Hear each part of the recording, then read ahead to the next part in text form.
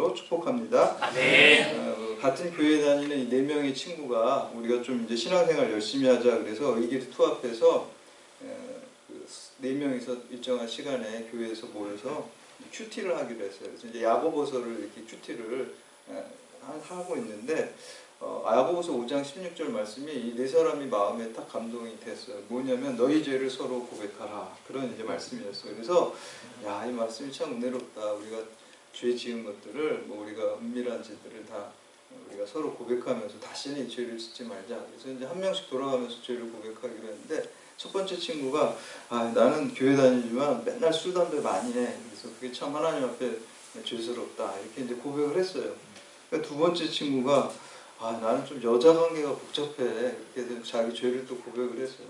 세 번째 친구는 나는 도벽이 있어가지고 이렇게 자꾸 남의 물건을 훔쳐. 심지어는 교회 물건도 훔친 적이 있어. 이렇게 고백을 한 거예요. 그래서 회개를 한 거죠. 회개를 했는데 마지막 4번째 친구는 아무 말도 안 하는 거예요. 그러니까 이제 나머지 친구들이 좀 불편하잖아요. 다 우리는 말했는데 왜 너만 얘기 안 하냐. 그러니까 얘기해라고. 그래서 자기는 말할 수가 없다. 그래서 야, 그런 게 어딨냐. 너도 해라. 그래서 막 그냥 그럼 어쩔 수 없이 하겠다고. 나는 남의 얘기를 들으면 동네방네 돌아다니면서 떠들고 다니는 그런 약점이 있어. 나머지 세 친구도 얼굴이 표정이 안 좋아지면서 부들부들 떨었다는 그런 얘기입니다. 우리가 사람이 이렇게 모여서 얘기하다 보면 뭐 여러 얘기를 하는 것 같지만 가만히 이렇게 곰곰이 이렇게 분류해 보면 이제 대부분의 많은 경우가 자기 자랑, 자식 자랑, 좀 은근히 자랑하는 게 있고요. 또 한 가지는 다른 사람을 이제 비판하고 좀 안 좋게 얘기하고, 우리가 속된 말로 이제 뒷담화라고 하는 것을 이렇게 그런 대화들이 뭐 70%, 80% 된다고 볼 수 있습니다. 남을 판단하고, 이게 참 좋지 않은 거죠. 인간의 원죄적인 본성인데요. 우리가 이거 하나님 굉장히 안 좋아하십니다. 그래서 그냥 내버려 두면, 우리 죄악된 본성으로 내버려 두면 자꾸 그렇게 흘러가게 돼 있어요. 근데 믿음으로 산다는 거는 우리의 본성을 내버려 두는 게 아니라 연어처럼 거슬러 올라가는 거예요. 연어가 이제 나중에 죽기 전에 고향으로 올라가는 것처럼 우리는 평소에 천국 본향으로 하나님 말씀을 향해서 거슬러 올라가는 그런 일들을 하는 게 믿음으로 사는 것입니다. 그래서 내버려 두면 안 되고요. 말씀을 따라서 말씀으로 거슬러 올라가야 됩니다. 그래서 사랑으로 품고 기도해야 됩니다. 중국에요, 귀족들이 매일 모여가지고 이제 얘기를 하는데, 매일 모여서 얘기하다 뭐 많이 한다 그랬습니까? 자기 자랑 내지는 다른 사람 인물 품평이라고. 이제 말은 되게 좋은데 인물 품평을 하다 보면은 다 다른 사람 비판하는 그런 쪽으로 흘러가게 돼요. 근데 그 중에 또 의식 있는 한 사람이 있어가지고 하루는 야, 우리 이제 이런 거 그만하고 다른 사람 인물 품평하는 거 그만하고 좀 건전한 얘기를 해보자. 이 세상의 시작이 어떻게 되었는지, 우리가 죽은 다음에 또 다른 세상이 있는지, 이 세상의 끝은 어떻게 되는지, 뭐 이런 걸 한번 얘기를 해보자. 이렇게 얘기를 했어요. 그게 이제 철학이 거기서 발생했다라고 얘기를 하는 거죠. 사람의 본성을 이렇게 비판하는 건데, 오늘 함께 우리가 읽은 로마서 2장 1절에서 16절 말씀은 이 다른 사람에 대해서 판단하는 죄에 대해서 말하고 있습니다. 여러분, 근데 우리 교회에 보면요, 날라리 성도가 있고 신실한 성도가 있어요. 날라리 성도는 남을 비판하는 죄를 별로 빠질 염려가 없어요. 왜냐하면 주일날도 막 주일 예배도 간신히 늦게 들어와가지고 예배 보기 때문에 마음이 굉장히 낮아요. 날라리 신도들. 나는 구원받는 것만으로도 감지덕지, 이렇게 그냥 겸손한 마음을 늘 가지고 있기 때문에 남을 절대 정죄하지 않아요. 날라리 신도들은. 근데 누가 남을 정죄하냐면 열심히 하는 성도가 남을 정죄해요. 새벽 예배 열심히 하고 교사 봉사하고 성가대 봉사하고 헌금 많이 하고 모든 봉사 다 하시는 굉장히 귀한 분이죠. 엄청 귀한 분입니다. 교회의 기둥 같은 분입니다. 그런데 그런 분들이 오히려 다른 사람을 정죄하는 마음을 가질 수 있다는 거예요. 위험에 빠질 수 있어요. 날라리 성도는 그런 위험이 전혀 없습니다. 근데 열심히 하는 분들은 그 날라리 성도 저 집사님 저 뭐야? 저 예수 제대로 믿는 거야? 그런 마음을 갖게 돼요. 뭐 일할 때 한 번도 나오지도 않고 꼭 회식하고 먹을 때만 나와. 이렇게 그런 얘기 하게 돼요. 그런 마음을 뭐 말로 할 수도 있고 마음을 갖게 돼요. 근데 하나님은요, 그 마음을 보시는 거예요. 중심을. 여러분 그렇게 되면 안 돼요. 여러분 그렇게 되면 열심히 하고도 날라리 성도보다 더 못한 판단을 하나님께 받을 수 있다는 거예요. 우리가 이거 명심해야 되는 겁니다. 그래서 우리는 최선을 다하고 어떻게 해야 되냐면 저는 무익한 종입니다. 오히려 그런 신앙, 날라리 신앙을 가진 분을 보면서 감사해야 돼요. 나는 저분보다 약간 좋은 신앙을 하나님이 주셨구나, 감사해야 되고, 또 뭐 해야 되냐면 저분을 예수님의 마음으로 품고 권면하고 사랑해야 돼요. 정죄하면 안 돼요. 정죄한다는 건 내가 하나님의 자리에 앉는 거예요. 심판자의 자리에 앉는 겁니다. 우리는 똑같이 하나님의 심판을 받는 자들이지, 내가 하나님의 자리에 앉아서 정죄하면 절대 안 된다는 거예요. 아마 오늘 우리 수요예배 나오신 분들은 열심히 하는 성도들이에요. 날라리 성도가 결코 아닙니다. 주일날만 한 번 나옵니다. 이 주중에 절대 날라리 성도는 볼 수가 없어요, 얼굴을. 근데 여러분들이 여기 열심히 하는 성도이기 때문에 위험 요소가 있습니다, 사실은. 정죄할 수 있는. 나보다 겸손한 마음으로 감사하면서 사랑으로 격려해줘야 되는 것이죠. 근데 오늘 말씀해 보면은 사람이 판단하는 것보다 하나님의 판단이 중요한 거거든요. 결국에 마지막에 사람이 이렇게 저렇게 판단하는 것은 사실 별로 중요한 게 아닙니다. 본질적인 건 하나님이 과연 오늘 우리를 어떻게 판단하지? 오늘 로마서 2장 1절에서 16절 말 세 가지로 하나님의 기준을 가지고 판단하죠. 첫 번째는 하나님은 진리대로 판단하신다라고 말씀하고 있습니다. 우리 1절, 2절 말씀 보시면 우리가 아까 한 번 읽었기 때문에 오늘 지금 시간 관계상 읽지는 않겠습니다. 여기서 진리대로 판단하는 것은 참 진리라는 것은 거짓과 반대되는 의미도 있지만 현상과 반대되는 본질이라는 의미가 있습니다. 그러니까 어떤 겉으로 드러난 것들만 가지고 사람들은 보통 판단을 하지만 하나님께서는 우리의 중심과 마음을 가지고 판단하신다는 그 의미가 진리대로 판단한다라는 것입니다. 우리 3절 말씀 보면은 이렇게 나옵니다. 이런 일을 행하는 자를 판단하고 같은 일을 행하는 사람과 내가 하나님의 심판을 피할 줄로 생각하느냐. 그래서 마음속에 시기와 미움과 질투와 욕심이 있는 사람을 판단. 대표적인 경우가 유대인들과 바리새인들을 지금 염두에 두고 사도 바울이 얘기하는 거예요. 바리새인들과 유대인들은 겉으로는 번지름하게 뭐 금식도 하고 11주도 하고 율법을 잘 지키잖아요. 근데 속마음은 어때요? 회칠한 무덤과 같다 그랬어요.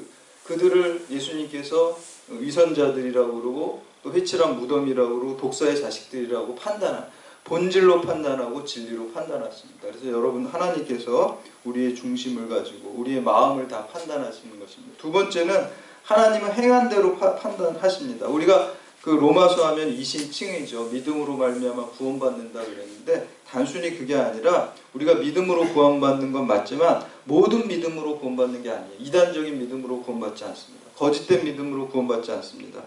행함이 없는 죽은 믿음으로 구원받지 않습니다. 행함이 있는 살아있는 믿음, 바른 믿음, 또 성경에 근거한 복음적인 믿음으로만 구원받습니다. 그렇기 때문에 바른 믿음의 사람은 바른 행함이 있어요. 바른 행함이 있기 때문에 그러한 행함을 가지고 구원받는다라고 말씀하고 있습니다. 특별히 오늘은 이제 우리가 믿음으로 구원받는다고 했을 때 질문 중에 하나가 우리나라에 기독교가 들어오기 전에 선조들 중에 뭐 이순신 장군이나 세종대왕은 뭐 구원 받았습니까? 못 받았습니까? 뭐 이런 질문을 많이 받았는데 그분들 같은 경우는 다른 기준으로 한다고 오늘 말씀에 나와 있습니다. 오늘 우리가 6절에서 10절 말씀 보면은 그 말씀이 나와 있고 12절에서 15절에도 율법이 없이 범죄한 자는 또한 율법 없이 망하고 율법이 있는 범죄한 자는 율법으로 말미암아 받는다 그랬어요. 그래서 예수님의 복음을 전한 사람은 그 믿음으로 말미암아 심판받고 판단을 받지만 뭐 세종대왕이나 이순신 장군 같은 사람들은 복음을 접할 기회가 없었잖아요. 그때 기독교가 그때는 하나님께서 모든 인간에게 주신 자연법이 있습니다. 그게 이성과 양심의 법이거든요. 자연법은 하나님의 영원하신 법, 복음의 법의 그림자예요.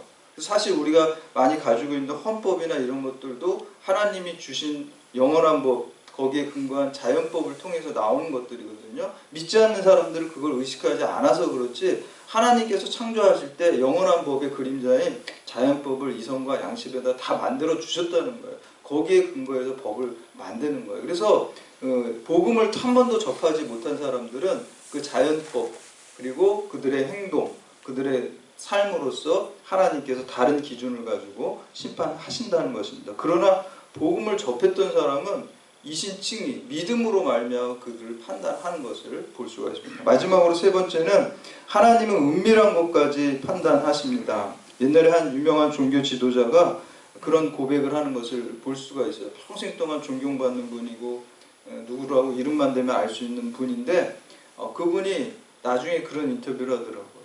아유, 저의 속에는 죄밖에 없습니다. 아주 더럽고 음란하고 추잡한 것밖에 없지, 만약에 이 내 속에 있는 게 다 이렇게 드러나온다면은 사람들을 저를 인간 취급도 안 할 거예요. 이렇게 이제 고백하는 걸 볼 수가 있습니다. 솔직한 말이죠. 우리 안에 그 죄악이 가득한데 하나님의 은혜로 우리가 구원받는 거죠. 빌 하이벨스 목사님이 쓴 책 중에 아무도 보는 이 없을 때 당신은 누구인가 라는 책이 있어요. 여러분, 사람들 보는 앞에서는 우리가 페르조나라 그러잖아요. 융이라는 심리학자. 다 가면 쓰고 살아요.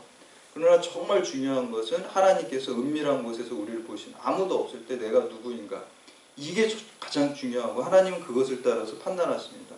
주자라는 중국의 철학자는 도덕이 무엇인가 라고 얘기할 때 아무도 없는 골방에 내가 혼자 앉아있을 때 나를 스스로 돌이켜보는 게 자반이축이라고 그러거든요. 스스로 돌이켜봤을 때 내 마음에 아무런 거리낌이 없는 상태가 바로 도덕이다, 윤리다, 이렇게 말하는 것을 볼 수가 있습니다. 그래서 아무도 없는 상태에서 내 마음 은밀한 곳에서 내 생각과 모든 행동을 가지고 하나님께서 판단하시는 거예요. 요즘은 우리가 경찰들이 이렇게 범인을 잡을 때 제일 큰 공로자가 CC 카메라하고 저기 블랙박스예요. 그걸로 다 잡아요. 제가 실제로 들었는데, 주변에 있는 분에게 들었는데, 어떤 분이 백화점에서 어떤 아주머니가 물건을 훔쳤는데 어떻게 잡았냐면은 백화점 CC 카메라를 보니까 이렇게 어떤 아줌마가 물건을 훔쳐요.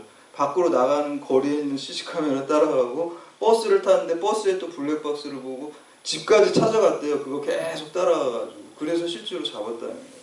그러니까 CC 카메라가 다 비추고 있는 거예요. 여러분, 마치 하나님께서는 우리의 마음과 행동의 모든 것을 이렇게 CC 카메라로 다 보고 계시기 때문에 우리가 숨길 수 없다라는 것입니다. 우리 16절 말씀 함께 봉독합니다. 시작. 곧 나의 복음에 이른 바와 같이 하나님이 예수 그리스도로 말미암아 사람들의 은밀한 것을 심판하시는 그날이다. 은밀한 것, 비밀스러운 것입니다. 그래서 우리 하나님께서는 우리의 행위를 심판하실 뿐만 아니라 그 행위를 만든 배후에 있는 동기와 마음까지도 보신다는 것입니다. 그래서 이것을 성경적으로 볼 때 우리 윤리학설에서는 그 동기주의와 결과주의가 있거든요. 그래서 기독교적인 입장은 사실 동기주의예요. 우리가 선한 동기를 가지고 했어도 결과는 안 좋게 나올 때가 있죠. 많죠. 안 좋게 나올 때가. 그러나 세상은 그냥 결과를 가지고 대부분 판단을 하지만 하나님께서는 그 동기와 마음을 가지고 판단하신다는 것입니다. 그래서 우리에게 더 중요한 것은 우리의 마음이고 본질이고 하나님께서 중심을 보신다고 했어요. 그리고 또 그럴 때 우리가 기도하고 열심히 할 때 하나님께서 원하시는 방향으로 반드시 우리를 이끌어 가실 줄 믿습니다. 그래서 여러분들, 이 세상적인 결과에 사실 일비할 필요가 없어요. 사실 내 욕심이고 자기 욕심이에요. 좋은 결과, 어떤 내가 뜻하는 결과가 안 나오면 좌절하고 실망하는데 사실 그럴 필요가 없어요. 하나님 우리 중심 보신다 그랬죠. 여러분 동기가 순수하고 여러분이 정말 하나님 앞에 열심히 기도했으면 결과에 연연할 필요가 없습니다.